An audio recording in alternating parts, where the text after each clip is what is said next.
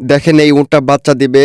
আর বেশিরভাগ উট লাজুক টাইপের হয়। তো যেসব উট লাজুক টাইপের হয় সেসব উট অনেক দূরে চলে যায় মরুভূমির ভিতরে, যেখানে নিরাপদ, মানুষজন নাই, সেখানে গিয়ে বাচ্চা দিতে চায়। আর এই উটটা অনেক সুন্দর, যার কারণে অনেক বেশি লাজুক হয়।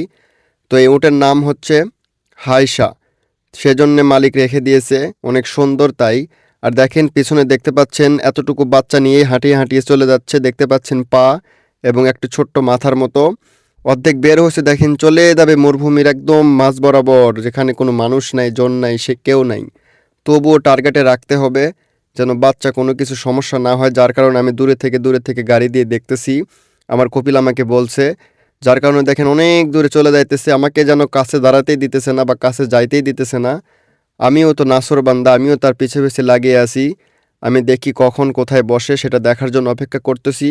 দেখতে পাচ্ছেন ওট বাচ্চা দেওয়ার সময় অনেক দূরে চলে যায়।